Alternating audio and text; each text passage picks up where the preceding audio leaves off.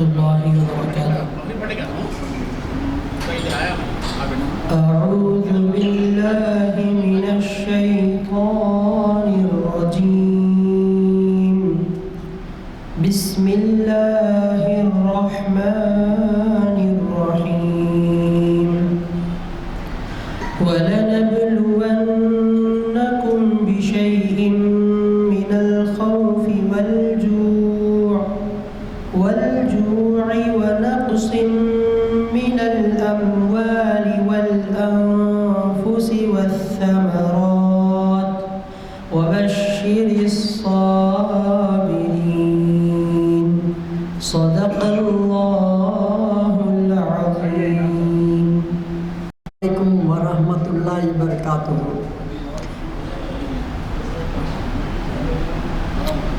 آج 2 سپٹمبر مطابق 27 صفر المظفر 1446 ہجری بروز پیر مسجد عالیہ کے کانفرنس ہال میں بعد نماز عصر شریعت انفارمیشن سروس کی ایک 952ویں نشست ہے آج کا عنوان ہے جہالت کی باتیں اور اسلام. اور مقرر ہیں آج کے جانے پہچانے ہمارے بہت ہی خلوص اور بہت ہی اچھی باتیں بتاتے ہیں حافظ محمد اسحاق کمال قادری صاحب. الحمدللہ بہت اچھے رہتے ہیں. ہم ادباً حافظ محمد اسحاق کمال قادری صاحب سے گزارش کرتے ہیں کہ وہ شہ نشین پر آئیں اور ہمیں مخاطب فرمائیں.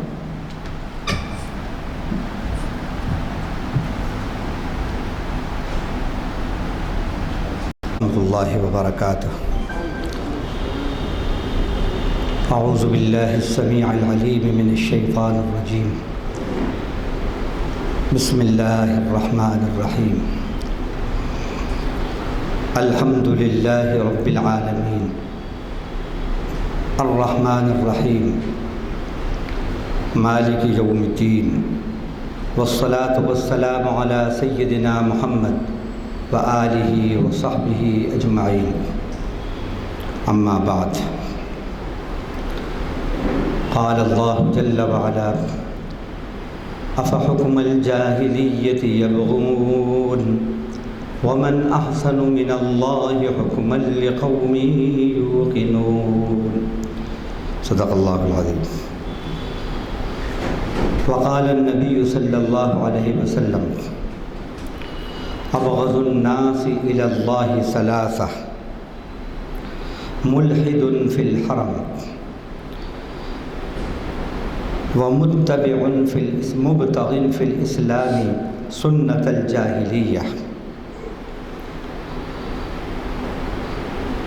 ومطلب دم امرئ بغیر حق لیحریق دمہ.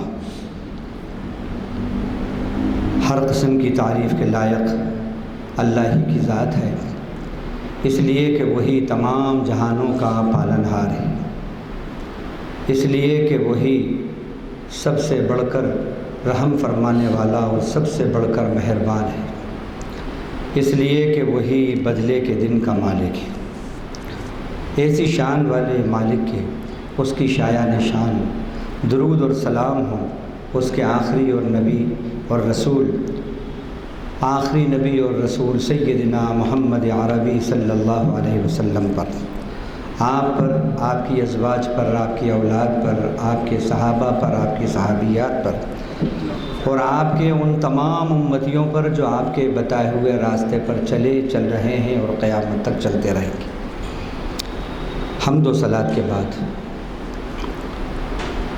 آج بتاریخ 2 سپٹمبر 2024 مطابق 27 صفر 1446 ہجری بروز پیر بوقت درمیان عصر مغرب بمقام کانفرنس ہال مسجد عالیہ گن فاؤنڈری حیدرآباد تلنگانہ. اس وقت شریعت انفارمیشن سروس کی 952 نمبر کی نشست کا لیکچر بعنوان جہالت کی باتیں اور اسلام آپ کے سامنے اللہ کی توفیق سے پیش کرنا ہے۔ ان میں 2 نکات ہیں، 2 پوائنٹ ہیں۔ پہلا پریزنٹیشن جو ہے وہ قرآن و حدیث کی بیان کردہ کچھ جہالت کی باتیں جو قرآن اور حدیث سے آپ کے سامنے پیش کریں گے۔ اس کے بعد پھر ان کا یا اسی پیشکش کے درمیان ان کا انالیسس اور کمپیریزن، دور حاضر کی جو جہالت کی باتیں جو مماثلت اور مشابہت رکھتی ہیں، سملیرٹی رکھتی ہیں، ان جاہلانہ باتوں سے جن کو اسلام نے، قرآن نے جہالت کی باتیں کہا اور جن کے سبب اسلام سے پہلے کے زمانے کو زمانہ جاہلیت کہا جاتا ہے، اس کا جائزہ لیں گے کہ جس سبب سے اللہ کے نبی صلی اللہ علیہ وسلم کی تشریف آوری سے پہلے کے زمانے کو زمانہ جاہلیت کہا گیا، کیوں کہا گیا، وہ کیا باتیں تھیں، وہ کیا جہالت کی باتیں تھیں جن کے سبب اس زمانے کو موسوم کیا گیا، نامینیٹ کیا گیا زمانہ جاہلیت سے۔ پھر اس کے بعد اس بات کا جائزہ لینا ہے کہ کیا ہم میں، ہمارے خاندانوں میں، ہمارے معاشرے میں اس وقت کیا ان میں سے کوئی جہالت کی بات، جاہلیت کی بات پائی جا رہی ہے؟ اگر ہے تو اس کی ہمیں اصلاح کرنا ہے اور اس سے توبہ کرنا ہے تاکہ ہم اللہ کی نظر میں کامل مسلم اور کامل مومن قرار پائیں۔ قرآن کی پیش کردہ کچھ جہالت کی باتیں۔ اللہ تعالیٰ نے سورہ فتح آیت نمبر 26 کے اندر حمیت جاہلیہ کو اس طرح بیان کیا۔ پہلی جو جہالت کی بات ہے اس کو حمیت جاہلیہ کہا۔ میں اس کا ترجمہ کرتا ہوں، بتاتا ہوں۔ پہلے یہ آیت پڑھتا ہوں، سورہ فتح کی آیت نمبر 26۔ ارشاد باری تعالیٰ ہے، اذ جعل الذین کفروا فی قلوبہم الحمیۃ حمیۃ الجاہلیہ فانزل اللہ سکینتہ علی رسولہ وعلی المؤمنین وألزمهم كلمة التقوى وكانوا أحق بها وأهلها وكان الله بكل شيء عليما۔ ترجمہ کچھ اس طرح ہے، یاد کرو اس وقت کو جب کہ کافروں نے اپنے دلوں میں جہالت کی ضد کو جگہ دے دی تھی، تو کیا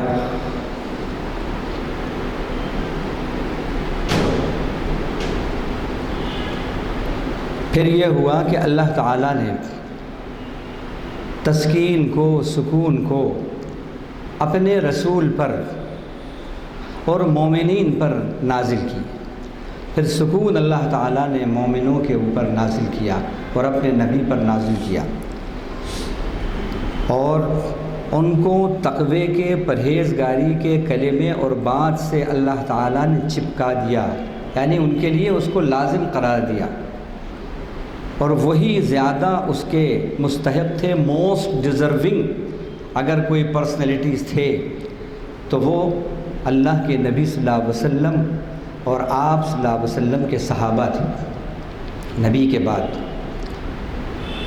اور وہی زیادہ اس کے مستحق بھی تھے، اور اللہ ہر چیز کا خوب جاننے والا ہے۔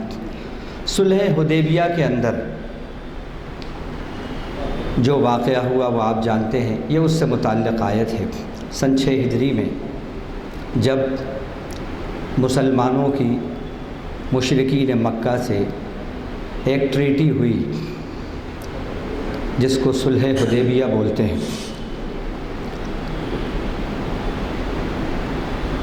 تو اس میں آپ صلی اللہ علیہ وسلم نے حضرت علی رضی اللہ عنہ سے فرمایا کہ لکھو،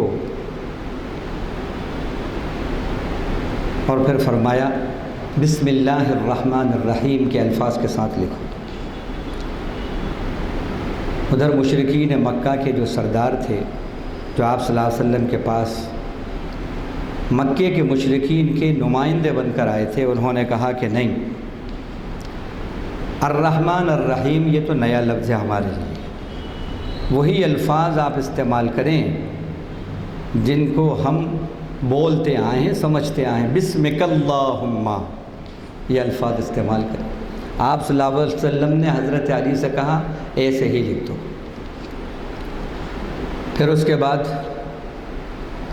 آپ صلی اللہ علیہ وسلم نے کہا لکھو من محمد عبد اللہ و رسولہ، محمد صلی اللہ علیہ وسلم کی طرف سے جو اللہ کے بندے اور اس کے رسول ہیں۔ پھر جو نمائندہ تھا مشرکین مکہ کا، اس نے کہا سارا جھگڑا تو یہی ہے کہ ہم آپ کو رسول نہیں مانتے، اگر رسول مانتے ہوتے تو جھگڑا ہی نہیں تھا، نہیں، آپ تو صرف محمد من محمد عبداللہ، بس اتنا لکھیے۔ اللہ کے نبی صلی اللہ علیہ وسلم نے حضرت علی سے کہا میٹ دو رسول اللہ کے الفاظ۔ حضرت علی نے کہا اے اللہ کے نبی یہ مجھ سے نہیں ہو سکتا۔ تو آپ نے کہا الفاظ کہاں ہیں؟ وہ الفاظ پر آپ نے اپنے ہاتھ سے ان کو مٹا دیا۔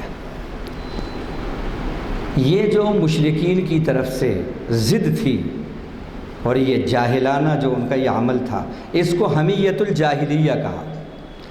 صحیح بات پر ضد کرنا اور غلط باتیں باور کرا کے کوئی معاہدہ طے کرنا۔ پھر اس میں یہ بات ہوئی کہ آپ کا جو شخص آئے گا ہم اس کو واپس نہیں کریں گے مکے کی طرف، ہمارا جو آپ کے پاس آئے گا آپ کو واپس کرنا پڑے گا، اور اس سال ہم آپ کو عمرہ نہیں کرنے دیں گے، جو کہ عمرہ کرنے گئے تھے، آئندہ سال آپ عمرہ کریں گے، اور وہ بھی اپنی تلواریں نیام میں رکھ کے آئیں گے، یہ ہتھیار لے کر نہیں آئیں گے، اور اگر صرف ایک ہتھیار تلوار کی اجازت ہے وہ بھی نیام میں رہے گی، اور 3 دن بس آپ کا قیام رہے گا، فوراً چلے جائیں گے۔ یہ جو باتیں تھیں یقیناً یہ بڑی ضد والی باتیں تھیں، اس لیے اللہ تعالیٰ نے اس کو حمیت الجاہلیہ کہا، جاہلیت کی طرف، جہالت کی طرف اس کو منسوب کیا۔ تو اس طرح کی بات اسلام کے اندر حمیت جاہلیہ ہے کہ جو صحیح چیز ہو، صحیح چیز کو اپنانا، صحیح بات کو قبول کرنا، اور صحیح بات کو قبول کرنا، غلط بات کو ریجیکٹ کرنا۔ لیکن اگر غلط بات کو منوانا اور غلط بنیادوں کے اوپر منوانا ہو تو یہ جہالت ہے، یہ عمل جاہلیت ہے، اس سے بچنا ہے، اسلام نے منع کیا ہے۔ اسی طرح دوسری بات، حکم جاہلیت، جاہلیت کا حکم۔ اچھا ایک بات اور بتا دوں آپ کو کہ یہ جاہلیت، جہالت اور جہل، اس کی ذرا سی ڈیفینیشن بتا دوں تاکہ آپ کو آگے کی باتیں سمجھنے میں آسانی ہو۔ ابن منظور بہت بڑے ادیب اور بڑے عالم اپنے وقت کے گزرے ہیں۔ ان کی مشہور ڈکشنری ہے لسان العرب، جو کہ بڑی موسٹ آتھینٹک جو ڈکشنریز ہیں عربی کی، ان میں ایک مانی جاتی ہے۔ انہوں نے جو تعریف لکھی ہے جہل کی، جہالت کی اور جاہلیت کی، وہ سن لیں، اور پھر اس روشنی کے اندر آگے کی باتیں آپ سنیں گے تو سمجھنے میں آسانی ہوگی۔ وہ کہتے ہیں الجہل نقیض العلم، جہل جو ہے یہ علم کا اپوزٹ ہے، نالج کا بالکل اپوزٹ۔ والجہالہ، اور جہالہ جو ہے ان تفعل فعلا بغیر علم، کہ تم کوئی عمل کرو جہالت کے ساتھ، علم نہ جان کر بغیر علم کے کوئی کام کیا جائے اس کو جہالت بولتے ہیں۔ ان اویئرنیس کے ساتھ، انلٹریسی کے ساتھ، اب جاہلیت کا کہتے ہیں والجاہلیہ ہی الحال التی کان علیہ العرب، اور جاہلیت جو ہے یہ اس کنڈیشن کا نام ہے، اس سچویشن کا نام ہے، اس پیریڈ کا نام ہے جس پر اسلام سے پہلے عرب تھے۔ اس پیریڈ کو جاہلیت بولتے ہیں، اس حالت کو جاہلیت کی حالت بولتے ہیں۔ کیوں؟ اس لیے کہ اللہ سے وہ ناواقف تھے، اس کے رسول سے ناواقف تھے، اور دین کی کہ کیا قوانین ہیں، کیا احکام ہیں، و شرائع الدین ان سے ناواقف تھے۔ والمفاخرۃ بالانساب الکبیر، بالانساب، اور اپنے حسب نسب پر فخر کرتے تھے۔ والکبر، اور ان کے اندر بڑا تکبر تھا۔ والتجبر، اور بڑا جبر کسی پہ کرتے تھے، ظلم کرتے تھے، اور اس کے علاوہ اور بھی باتیں۔ تو ان سب باتوں کو جہالت کہا، اور اس زمانے کو زمانہ جاہلیت کہا، کیونکہ عربوں کے اندر یہ سب باتیں تھیں۔ اب اس کے بعد اب سنیں آپ کہ جاہلیت، حمیت جاہلیہ ابھی آپ نے سنا کہ کس کو کہا۔ دوسری بات،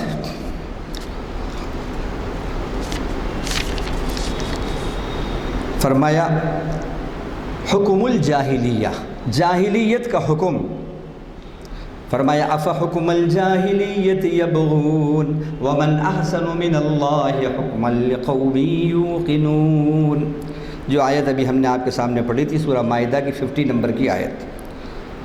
اللہ کہہ رہے ہیں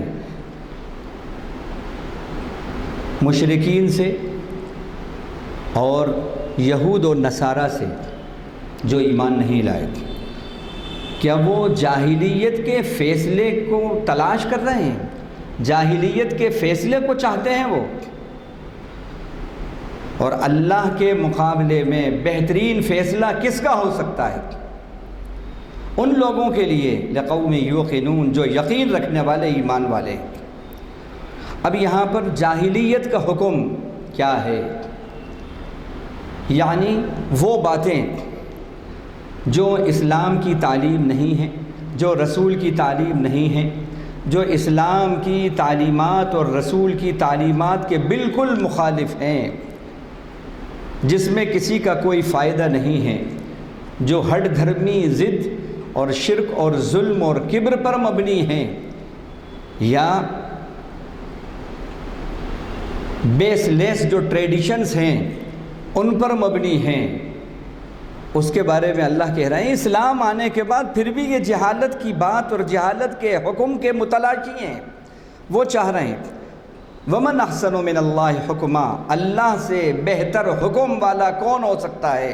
یعنی اسلام سے بہتر حکم کس کا ہو سکتا ہے؟ اللہ سے بہتر حکم کس کا ہو سکتا ہے؟ ایمان والوں کے لیے۔ معلوم ہوا کہ جو ایمان والے ہیں وہ ہر حال میں اللہ کے حکم کو فالو کرتے ہیں، وہ اللہ کے حکم کے فالوور ہیں، اور اس کے مقابلے میں جو خدا کے باغی ہیں وہ جاہلانہ اور جاہلیت کا جو حکم ہے، جو فیصلہ ہے، جو ٹرینڈ ہے، وہ اس کے فالوور ہوتے ہیں۔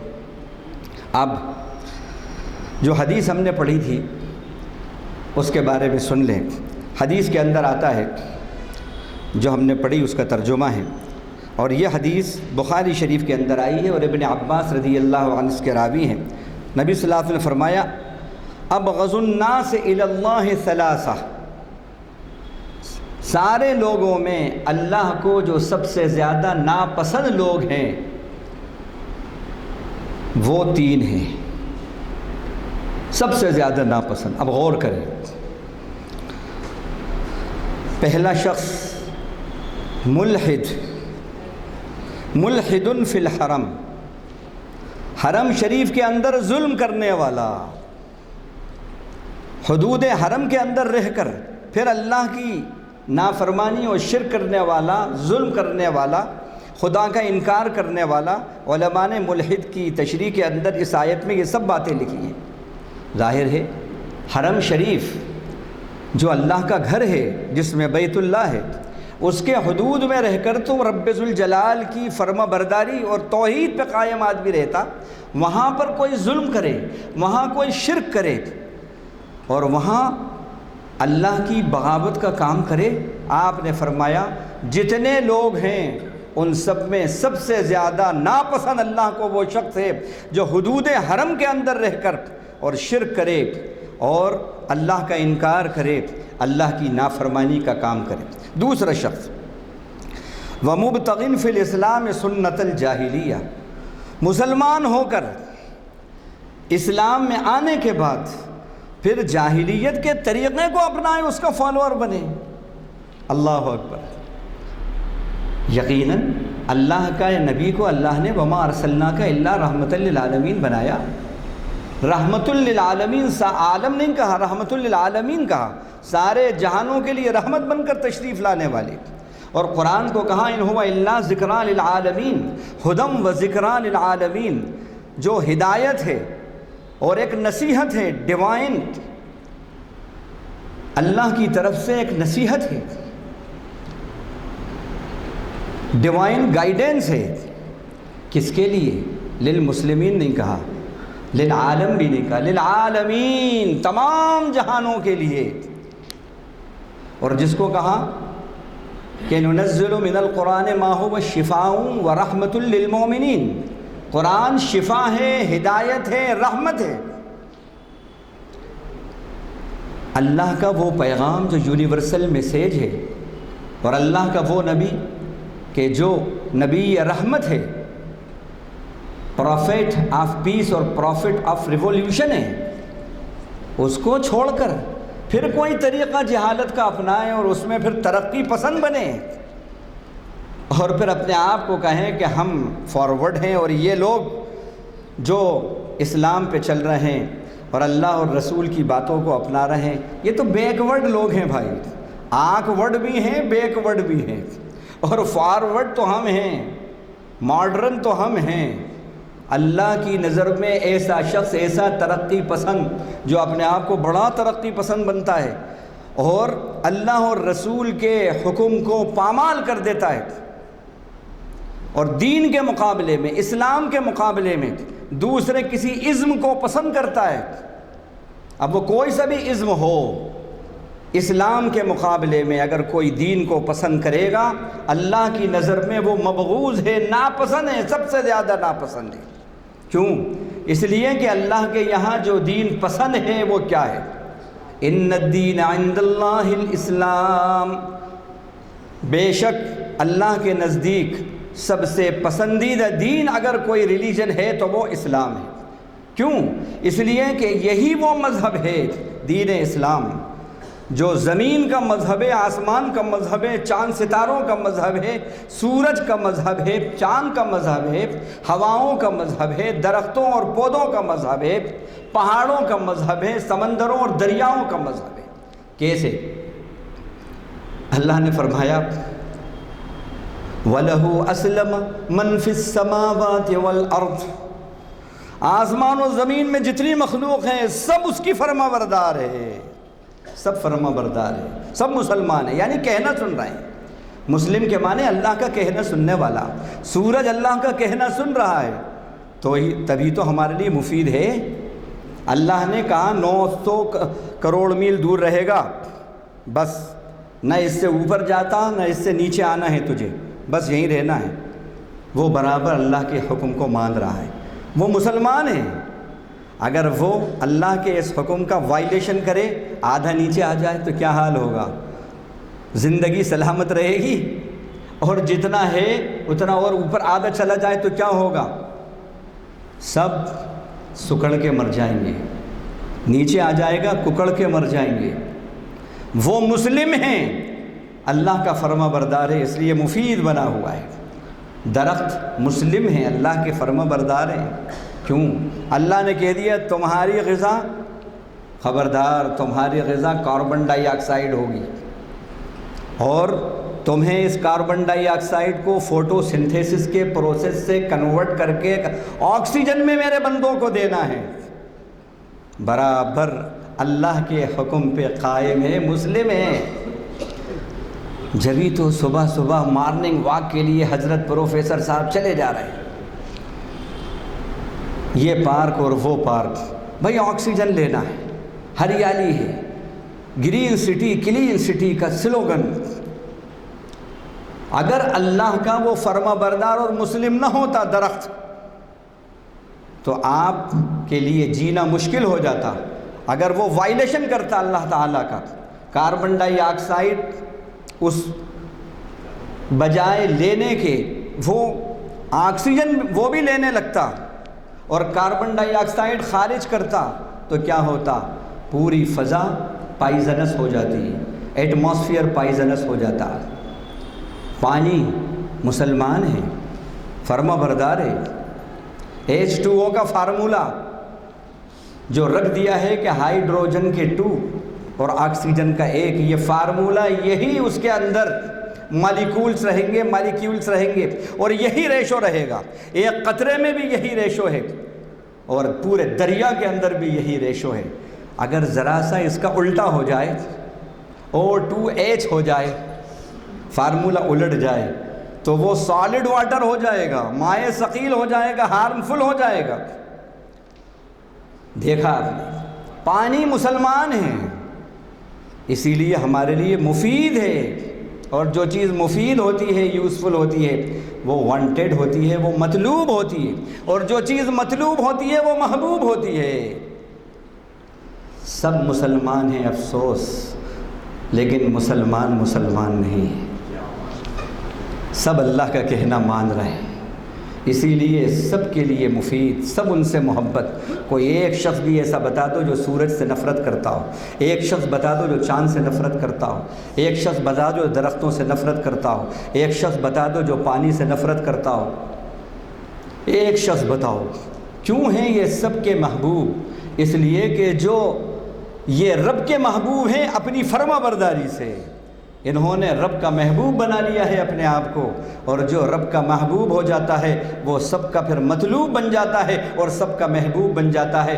تم بھی سبق لو ساری کائنات سے، ان کے اسلام سے، تم بھی رب کے محبوب بن جاؤ، مسلم بن جاؤ، تو پھر زمانے کے محبوب ہو جاؤ گے، اور رب العالمین کے تم بھی محبوب ہو جاؤ گے، اور پھر زمانے کے مطلوب بن جاؤ گے۔ پھر تم لائبلٹی نہیں رہو گے، بلکہ تم ایسٹ ہو جاؤ گے، سرمایہ بن جاؤ گے، زمانے کے لیے سرمایہ بن جاؤ۔ تو دوسری بات کیا بتائی؟ مسلمان ہو کر جہالت کا کوئی طریقہ اپنائے اور اس کو پریفرنس دے، اور پھر اس پر کہے کہ یہ لوگ تو سب بیکورڈ ہیں، اب نیا زمانہ ہے، اس پہ چلیں گے۔ تو ٹھیک ہے، نیا زمانہ ہے، بہت ترقی آپ نے کری ہے، تو بجائے منہ کے ناک سے کھائیے اور منہ سے سونگیے، ہاں، کانوں سے پانی پیجیے۔ کتنے بیکورڈ ہیں آپ، حضرت آدم سے لے کے اب تک اور قیامت تک جو اللہ تعالیٰ نے جیسے جہاں سے کھانے کا حکم دیا اسی منہ سے کھا رہے ہیں، جہاں سے دیکھ رہے تھے آدم علیہ السلام ان سے لے کر قیامت تک سب اسی آنکھ سے دیکھ رہے ہیں، اسی کان سے سب سن رہے ہیں، اسی منہ سے سب کھا رہے ہیں۔ تو پھر یہاں تمہاری ترقی پسندی کہاں چلی گئی؟ دیکھو جس طرح اللہ نے یہ انسان کی باڈی کو بنا کر یہ ساری چیزوں کے فنکشن پارٹس آف باڈی کو دے دیے، بالکل اسی طرح اللہ کا جو مذہب دین اسلام ہے، اس کے جو احکام ہیں وہ بھی اسی طرح اٹل ہیں، اسی طرح اٹل ہیں کہ اگر کوئی پانی منہ کے بجائے کہیں اور سے استعمال کرے گا، نلکیوں سے استعمال کرے گا، ناک میں نلکی ڈال کے، تو کیا ہوگا؟ درد سر بن جائے گا اس کے لیے، وہ درد سر بن جائے گا۔ جو اللہ نے نیچر رکھا ہے، نیچرل وے میں جو اس کو اپنائے گا وہی تندرست رہے گا۔ بالکل اسی طرح اسلام ایز اٹ از جیسے نبی مکرم نے پیش کیا، اللہ نے پیش کیا، اس اسلام کو اور اس کے طریقوں کو، ان کے اصولوں کو اپناؤ گے، انشاءاللہ دین بھی تمہارا تندرست، جسم بھی تمہارا تندرست اور روح بھی تمہاری تندرست، فزیکلی بھی تم فٹ رہو گے اور اسپریچولی بھی فٹ رہو گے، یاد رکھیے۔ تو یہ دوسری بات تھی۔ تیسرا شخص فرمایا وہ ہے یہ آج ہو رہا ہے، فرمایا وَمُطَّلِبِ دَمِ امْرِئٍ بِغَيْرِ حَقٍّ لِيُحْرِقَ دَمِهِ۔ تیسرا وہ شخص ہے کہ جو ناحق کسی شخص کے خون کا پیاسا ہو جائے، ناحق کسی شخص کے خون کا طلبگار ہو کہ بس اس کا مرڈر کرانا ہے، اپنی جو ڈیمانڈ ہے، اپنی بات جو ہے، اپنا انٹریسٹ جو ہے وہ حاصل کرنا ہے، بھلے ہی کسی کا وکٹ گرتا ہے تو گر جائے، مجھے تو یہ جگہ چاہیے، مجھے تو یہ جگہ چاہیے، مجھے تو یہ کام ہونا ہے، یہ لو سپاری 50,000 کی، 1 لاکھ کی، 2 لاکھ کی، اور اب تو اولڈ سٹی کے اندر 5-5 ہزار کی سپاری سے بھی کام چل رہا ہے۔ اللہ کے نبی صلی اللہ علیہ وسلم نے فرمایا کہ یہ شخص جو اس طرح یہ پہلوان، اپنے آپ کو پہلوان بنایا ہوا ہے، اور اس طرح اگر اللہ کے کسی معصوم شخص کا مرڈر اور قتل کرنے کے در پہ ہے، تو اللہ کے نبی نے کہا جتنے لوگوں کے اندر انسان چلتے پھرتے ہیں ان سب میں سب سے زیادہ اللہ کو ناپسندیدہ ہے، سب سے ناپسندیدہ ہے، موسٹ ہیٹ فل پرسن ہے۔ ابغض کہا، بغیض نہیں کہا، ابغض سپرلیٹو ڈگری ہے، سب سے زیادہ ناپسند، سب سے زیادہ ناپسند۔ اسلام کیا کہتا ہے؟ اسلام کہتا ہے من قتل نفسا بغیر نفس او فساد فی الارض فکأنما قتل الناس جميعا ومن احیاها فکأنما احیا الناس جميعا۔ جس نے کسی جان کو، معصوم جان کو ناحق قتل کر دیا، کوئی جرم نہیں تھا اس کا، اور پھر اسے قتل کر دیا، ایسا ہے کہ ساری انسانیت کا مرڈر کر دیا اس نے۔ وَمَنْ أَحْيَاهَا فَكَأَنَّمَا أَحْيَا النَّاسَ جَمِيعًا۔ اور جس نے کسی معصوم جان، یہ نہیں کہا مسلمان کو بچاؤ، اپنوں کو بچاؤ، اپنے بھتیجے کو بچاؤ، اپنے بھانجے کو بچاؤ، اپنے بیٹے کو بچاؤ، نہیں، جو بھی معصوم ہیں، بے گناہ ہیں، آپ اسے بچا سکتے ہو۔ اگر آپ نے اپنا اثر رسوخ اس کو بچانے کے لیے استعمال کیا تو ایسا ہے جیسے پوری انسانیت کو قتل ہونے سے اور موت کے منہ سے نکال لیا آپ نے۔ یہ ہیں 3 باتیں جو سب سے زیادہ جہالت کی اللہ کو ناپسند ہیں۔ اب میں جلدی جلدی آگے بڑھتا ہوں۔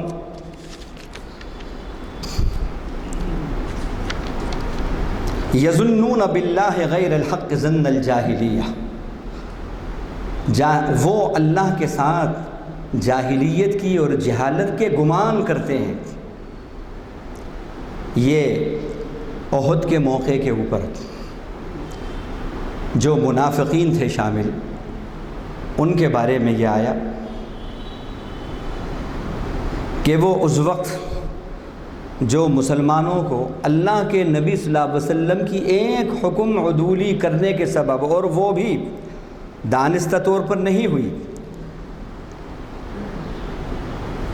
بلکہ سمجھنے کی غلطی سے ہوئی، جو ذرا سی کوتاہی ہوئی اور اس پر پھر جو شکست ہوئی ہے، اور پھر اللہ تعالیٰ نے ان کو بعد میں ان کی جان اور مال کو محفوظ کیا۔ اس میں کافی صحابہ بھی شہید بھی ہوئے، لیکن اس میں اللہ تعالیٰ کا کرم اور فضل ہوا کہ کافروں کو غلبہ نہیں ملا۔ اس وقت جو منافقین تھے وہ اللہ کے ساتھ جہالت کے گمان کر رہے تھے، اگر مسلمان حق پر ہوتے تو فرشتے اترتے، اگر ایسا ہوتا تو اتنے لوگ شہید نہیں ہوتے، یعنی بدگمانی۔ تو معلوم ہوا کہ اللہ کے ساتھ اور اس کے رسول کے ساتھ بدگمانی کرنا یہ جہالت کا ایک فیکٹر ہے، ایک جہالت کی پہچان ہے۔ ہمیشہ اللہ تعالیٰ سے اچھا گمان رکھنا، کیونکہ حدیث کے اندر آتا ہے اللہ سے اچھا گمان رکھنا بھی عبادت ہے۔ ہم عبادت یہی سمجھتے ہیں نماز، روزہ، زکوٰۃ، حج۔ اگر اللہ سے اچھا گمان رکھے ہوئے ہیں آپ، میرا رب رحمان ہے، رحیم ہے، عادل ہے، عادل ہے، اچھا گمان اس سے رکھ رہے ہیں، تو یہ بھی اللہ سے حسن ظن رکھنا یہ بھی عبادت ہے۔ تو یہ اسی طرح اب چوتھی بات، تبرج جاہلیہ۔ فرما رہے ہیں اللہ مومن عورتوں سے وَلَا تَبَرَّجْنَ تَبَرُّجَ الْجَاهِلِيَّةِ الْأُولَىٰ، سورۃ الاحزاب آیت نمبر 33۔ دیکھو، جیسے پہلی جہالت یعنی اسلام سے پہلے کے زمانے کو جاہلیت اولا کہا، پہلی جہالت جو اسلام سے پہلے کے جو زمانہ ہے اس کو کہا۔ اس جہالت کے زمانے میں جیسے بے پردہ عورتیں نکلا کرتی تھیں، خبردار تم اس طرح بے پردہ گھروں سے نہیں نکلنا۔ اب آپ غور کریں، بے پردگی کو قرآن کیا کہہ رہا ہے؟ جہالت کہہ رہا ہے، اور ہمارے یہاں بے پردگی فیشن بنا ہوا ہے۔ اولڈ سٹی میں جب تک تھے میں نے دیکھا بہت سو کو ماشاءاللہ ان کی خواتین پردے میں تھیں، لیکن ملاقات ہوئی کئی دن کے بعد، جوبلی ہلز اور ادھر ادھر چلے گئے، وہاں دیکھا معلوم ہوا کہ پردہ غائب، حجاب غائب۔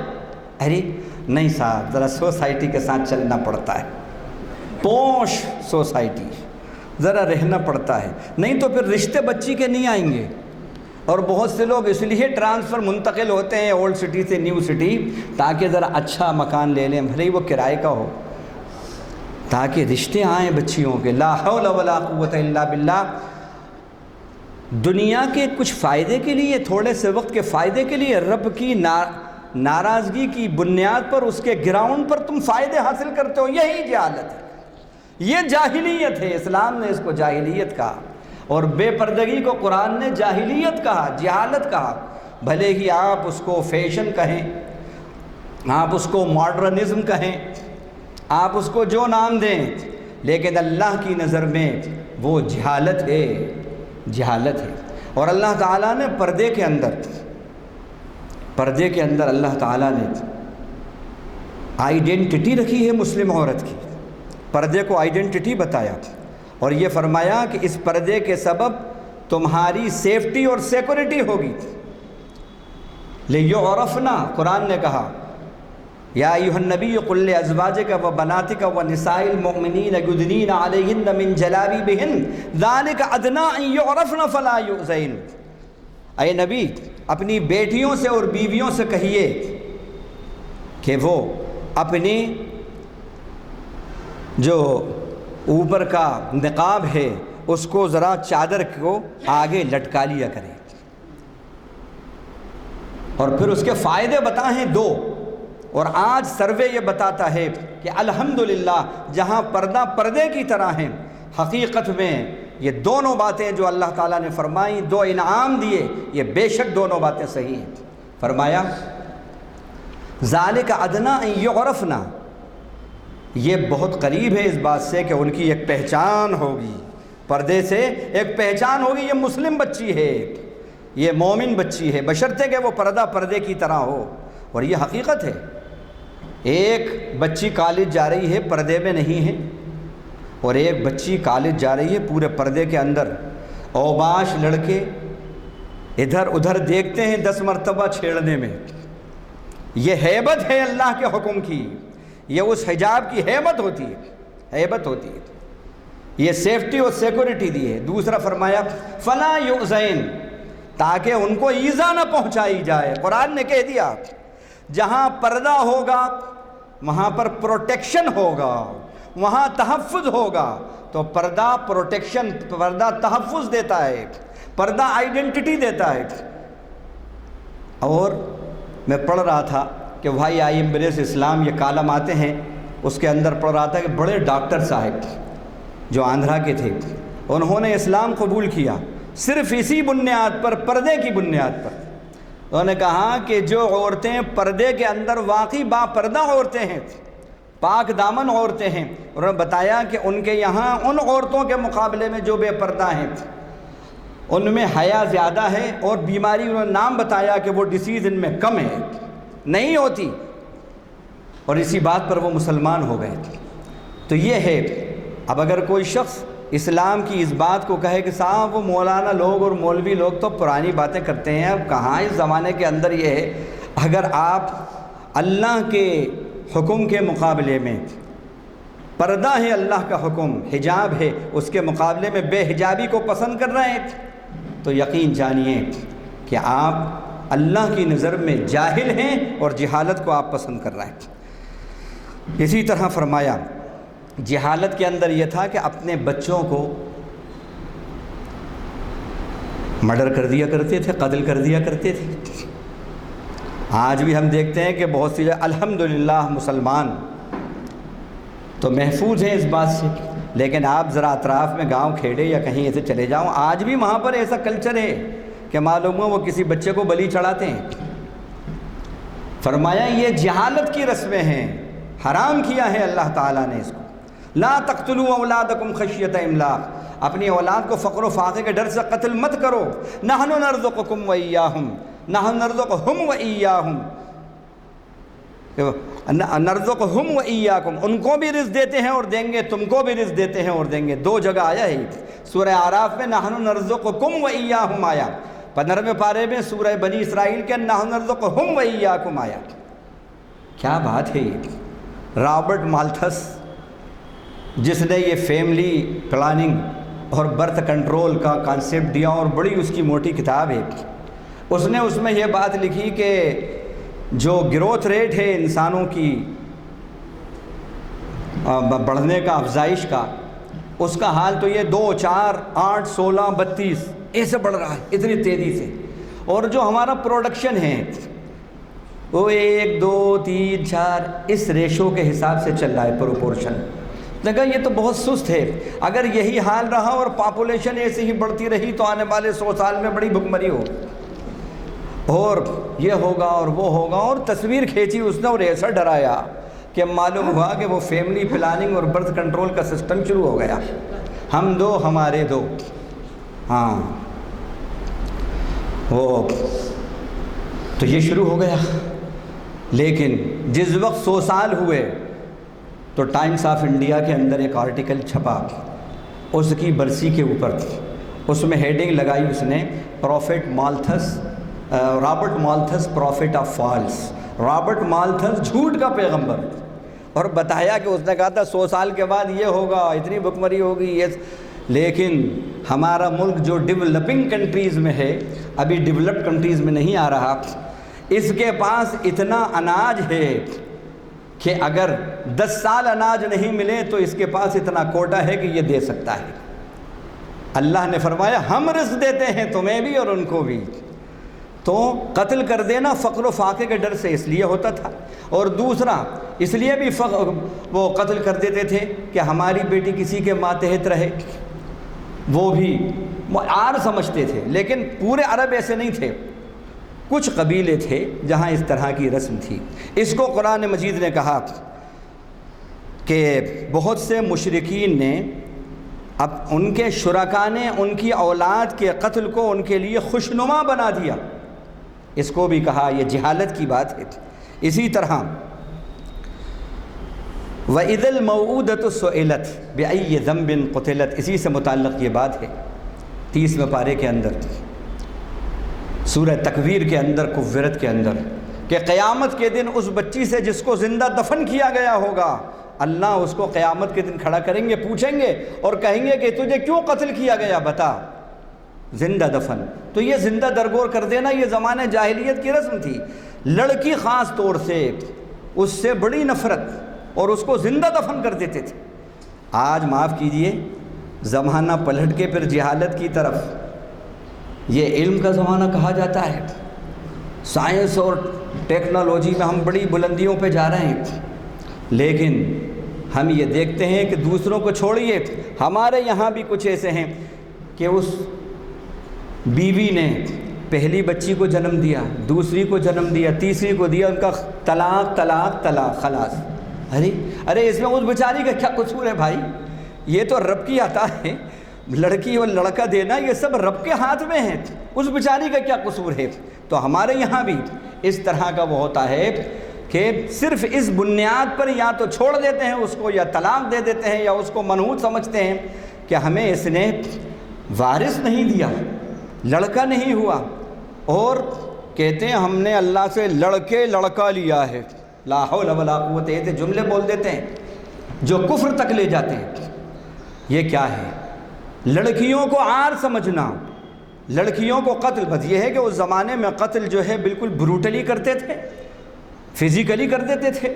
آج جو ہے ایبورشن اور نئے نئے ناموں سے وہ ٹیبلیٹ وغیرہ وغیرہ جو ہے اس حمل سے اس طریقے سے کر رہے ہیں، لیکن فیکٹر تو کامن ہے دونوں کے اندر، بچیوں کو عار سمجھنا اور بچیوں کو قتل کر دینا اور بچوں پر فخر کرنا۔ قرآن نے نقشہ کھینچا ہے، يَتَوَارَى وَإِذَا بُشِّرَ أَحَدُهُمْ بِالْأُنْثَى ظَلَّ وَجْهُهُ مُسْوَدًّا وَهُوَ كَظِيمٌ۔ جب کسی کو بچی کی خوشخبری دی جاتی تھی تولد ہونے کی تو وہ اپنے منہ کو چھپائے چھپائے پھرتا تھا اور اندر ہی اندر کھڑتا تھا، ارے بچی ہوئی ہے، لڑکی ہوئی ہے۔ يَتَوَارَى مِنَ الْقَوْمِ مِنْ سُوءِ مَا بُشِّرَ بِهِ، اپنی قوم سے اس خوشخبری کی برائی کو سے چھپنے کے لیے چھپتا پھرتا تھا کہ أَيُمْسِكُهُ عَلَى هُونٍ أَمْ يَدُسُّهُ فِي التُّرَابِ، کہ بچی کو زندہ رکھوں تو رسوا ہوتا ہوں یا اس بچی کو سپرد خاک کر دوں۔ سوچتا تھا، یہ نقشہ کھینچا ہے۔ آج معاف کیجئے بچی کو ہم بھی عار سمجھ رہے ہیں، کچھ ایسی جہالت، یہاں دین کی تعلیم نہیں، خوف خدا نہیں، دنیا ہی دنیا ہے، تو وہاں پر کہیں کہیں یہ دیکھا گیا بچی کو ابھاگن، بچی کو منحوس، بچی کو بوجھ نہیں، سب اللہ کی نعمت اور رحمت ہے۔ جب بچی تولد ہوتی ہے تو حدیث میں آتا ہے کہ فرشتہ آتا ہے اس گھرانے پر اور آ کر کہتا ہے، اے گھر والوں، اللہ نے تمہیں بیٹی دی ہے، جو اس کی پرورش کرے گا، اس کو پھر اچھا پالے گا، پوسے گا، ادب با ادب بنائے گا اور اس کو اس کے گھر کا کرے گا، تو اللہ اس گھرانے کے اوپر رحمتوں کا نزول کرے گا، لڑکے کے لیے بشارت نہیں ہے۔ تو یہ جہالت کی باتیں آج ہم میں بھی آ گئی بہت سی۔ اسی طرح اب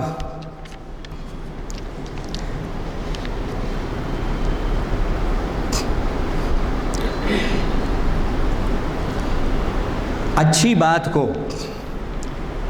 اچھی نہ کہنا، جو اچھے لوگ ہوں ان کو اچھے نہ کہنا، اور جو برے لوگ ہیں ان کو اگر ان سے اپنا مفاد وابستہ ہے تو بروں کو اچھے کہنا اور بروں کی برائی کو اچھا سمجھنا اور ان سے دوستی کرنا، یہ بھی جہالت کی باتیں تھیں۔ دیکھو، ایک کہا جاتا ہے کہ دشمن کا دوست دوست ہوتا ہے نا، دشمن کا جو دوست ہے وہ دوست ہوتا ہے۔ میری کسی سے دشمنی ہے، اب میرے دشمن کا کوئی دشمن کا دشمن دوست ہوتا ہے، دشمن کا دشمن دوست ہوتا ہے، یہ بات کہی جاتی ہے۔ میرے دشمن کا کوئی دشمن ہے، اب میں اس سے دوستی کر لوں گا۔ تو ان کے یہاں یہ بات تھی کہ یہود نے اور جو منافقین تھے ان کا یہ حال تھا کہ اللہ نے جو نبی کو بھیجا اور قرآن میں ان کی پیشن گوئیاں، تورات میں پیشن گوئیاں، انجیل میں پیشن گوئیاں اللہ کے نبی صلی اللہ علیہ وسلم کی لکھی ہیں، آپ کی صفات لکھی ہوئی ہیں ان میں، لیکن اپنے دنیا کی مفاد کے خاطر مشرکین سے مل جاتے تھے اور کہتے تھے ہؤلاء اہدی من الذین آمنوا سبیلا۔ سورہ نساء میں اللہ فرما رہے ہیں، کہتے تھے یہ جو مشرکین ہیں یہ زیادہ ہدایت یافتہ ہیں ایمان والوں کے مقابلے میں۔ دیکھا آپ نے، جبکہ ایمان والے ہدایت یافتہ ہیں لیکن اپنا انٹریسٹ حاصل کرنے کے لیے ایمان والوں کو کنڈیم کرو اور جو بے ایمان ہیں ان کو پریویل دو، ان کی تعریف کرو۔ کیا ہماری لیڈرشپ میں ایسی بات نہیں ہے؟ کیا ہم میں ایسے لوگ نہیں ہیں؟ اپنے انٹریسٹ حاصل کرنے کے لیے، اپنا مفاد حاصل کرنے کے لیے اسلام پہ تنقید، مسلمانوں پہ تنقید، اور اپنا الو سیدھا کرنے کے لیے جو غلط آدمی ہیں، جو ظالم ہیں، اس کو ہم کہہ رہے ہیں نہیں بہت اچھے ہیں، صاحب بہت اچھے ہیں، سر بہت اچھے ہیں، صرف ذرا سا پروموشن کے لیے، صرف ذرا سے دنیا کے انٹرسٹ اور فائدے کے لیے، کیا یہ جہالت کی بات ہم میں نہیں آئی؟ زمانہ جہالت کی یہ ہم میں موجود، اس سے بچنا ہے، اس سے بچنا ہے۔ اسی طرح آپ صلی اللہ علیہ وسلم نے فرمایا جہالت کی میری امت میں 4 باتیں ہوں گی، اربع فی امتی من امر الجاہلیہ لا یترکونہن، وہ اس کو نہیں چھوڑیں گے۔ پہلی بات الفخر فی الاحتساب، فی الاحساب، الفخر فی الاحساب، حسب نسب پہ فخر کرنا، اس کو اللہ کے نبی فرما رہے ہیں جہالت ہے، جہالت ہے۔ ہمارے یہاں ان کا صاحب ہم تو فلاں پشتانی فلاں ہیں، ہمارا شجرہ فلاں سے ملتا ہے، نہ نماز نہ روزہ نہ جمعہ نہ عیدین، کچھ نہیں، بس اپنے حسب نسب اور شجرے پہ فخر ہے، شجرے پہ فخر ہے، حسب نسب پہ فخر کرنا، اور عمل کچھ نہیں، عمل نیک نہیں۔ اللہ کے نبی نے فرمایا یہ جہالت ہے، اور کیا بات کہی ہے آپ نے، فرمایا لا یترکونہ، نہیں چھوڑیں گے اس کو، یہ بیماری رہے گی۔ مطلب کیا ہے، منشا کیا ہے رسول کا کہ چھوڑ دو اس کو چھوڑ دو۔ اب اسی ضمن بات آتی ہے کہ غزوہ مریسی سے آپ واپس آ رہے ہیں، قیام کیا ہے آپ نے ایک مقام پہ، وہاں پر انصاری اور مہاجر کے اندر، 2 لڑکوں کے اندر لڑائی ہو گئی۔ بس انصاری نے بلایا انصار کو، یا للانصار، اور مہاجر جو تھا اس نے کہا یا للمہاجر، آئے مہاجر آؤ مدد کو۔ قریب تھا کہ دونوں لڑ پڑیں، اللہ کے نبی صلی اللہ علیہ وسلم کو جیسی معلوم ہوا فوراً وہاں تشریف لے آئے اور فرمایا دعوہا ما بال هذه الدعوہ دعوى الجاہلیہ، یہ کیسا جاہلیت کا دعویٰ ہے، یہ کیسا نعرہ ہے جاہلیت کا، دعوہا، چھوڑو اس کو، فإنها منتنہ، یہ بڑا بدبودار نعرہ ہے۔ دیکھا آپ نے، نبی اس عمل کو بدبودار کہہ رہے ہیں، قرآن اس عمل کو جاہلیت کہہ رہا ہے، قرآن حدیث اسلام، اور ہم اس پر فخر کر رہے ہیں۔ تو ایسے ہی ہوا بدبودار چیز پہ فخر کرنا، ایسا ہی ہے کوئی شخص غلاظت پہ فخر کر رہا ہے، میرے پاس تو غلاظت کا اتنا بڑا ذخیرہ ہے، یہ کوئی فخر کی چیز ہے؟ فخر کی فرمایا ان اکرمکم عند اللہ اتقاکم، تم میں سب سے معزز مکرم وہ ہے، موسٹ ریسپیکٹڈ، جو تم میں سب سے زیادہ اللہ سے ڈرنے والا ہے، سب سے زیادہ اللہ سے ڈرنے والا ہے وہ ہے۔ بس حسب نسب کائی کے لیے ہے، فرمایا انا خلقناکم من ذکر و انثی وجعلناکم شعوبا وقبائل لتعارفوا، ہم نے تم کو پیدا کیا اور تم میں بنائے، قبیلے بنائے، خاندان بنائے، کائی کے لیے لتعارف، تاکہ آپس میں ایک دوسرے سے متعارف ہو جاؤ۔ لتفاخروا نہیں کرا، ہم نے اس میں تحریف کر لی قرآن میں، لتفاخروا۔ ایک محلے کے اندر آئے، ان کا صاحب وہ کریم بیگ صاحب کہاں رہتے ہیں؟ انہوں نے کہا دیکھیے صاحب یہاں نہیں، کریم بھائی کہاں رہتے ہیں؟ انہوں نے کہا کہ صاحب یہاں 3 کریم ہیں اس محلے میں، مرزا کریم صاحب یا سید کریم صاحب یا شیخ کریم صاحب، کون؟ کہ مرزا کریم، ہاں بس اتنا ٹھیک ہے، لیکن اس کو بجائے تعارف کے تفاخر بنا لینا، اس کو کہا یہ جہالت ہے، یہ جہالت ہے۔ تو بہرحال باتیں بھی بہت سی تھیں، اللہ سے دعا ہے کہ پروردگار اپنے کرم سے، اپنے فضل سے ہم سب کو جہالت کی تمام باتوں سے محفوظ رکھے، اور اسلام کی ہر بات، ہر اصول کو پریفرنس دینے والا، ترجیح دینے والا بنائے۔ وآخر دعوانا الحمدللہ۔